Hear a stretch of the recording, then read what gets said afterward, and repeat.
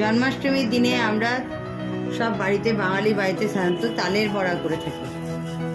আমি একটা তাল নিয়ে এসেছিলো, সেই তালটির আঁটি আমাদের ঘষে ঘষে বার করে, কোনো সময়ে আবার আপনি কোনো ঘষা দিয়েও বার করতে পারেন, কিংবা কোনো ঘষা ফুটো ফুটো কোনো পাত্র বা অন্য কোনো জিনিস দিয়েও আমি তালের মাইটিকে বার করে নিতে পারি।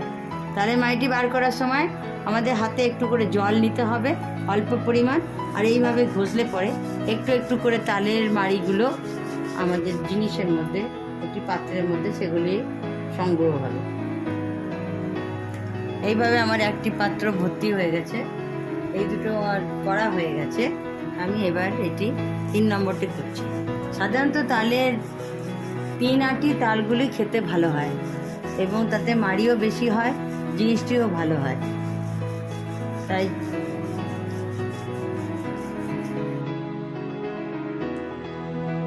কলা আমি একটুখানি চিনি না দিয়ে গুড় দিয়েছি, আর নারকেলের তাল নিয়েছি। এবার তার সঙ্গে নেব ময়দা।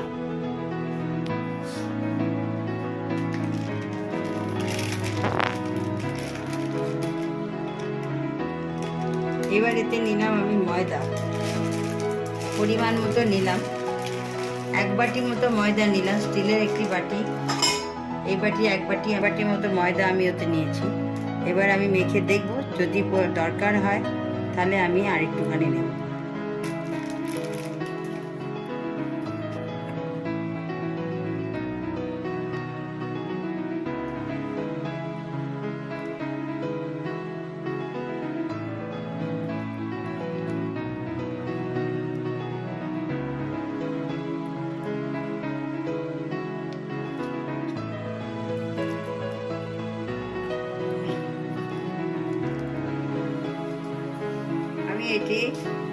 আমি বড়া তৈরির জন্য অনেকে ঘূর্ণন দিয়েও ঘোরায়, আমি এটি হাতে ঘুরিয়ে নিতে সুবিধা করি, তাই আমি এটি হাতে করে বড়ার জন্য রেডি করে নিলাম।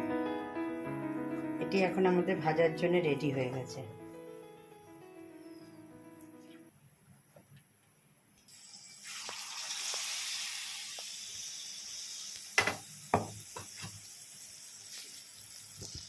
আমি এগুলি তেলের মধ্যে এবারে গোল গোল করে একটু একটু করে ছেড়ে দিয়েছি।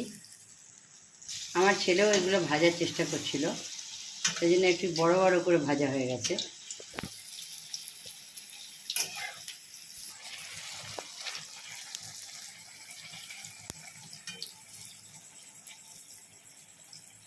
তালের বড়াগুলি খেতে খুবই সুস্বাদু এবং নরম হবে।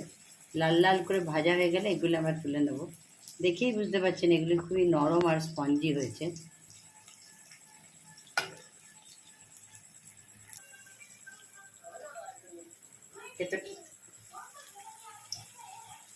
আমাদের তালের ফুলুরি অনেকটাই রেডি হয়ে গেছে। আর একবার উল্টে দিলে ভাজা হয়ে গেলে এগুলো সুন্দরভাবে পরিবেশন করা যাবে।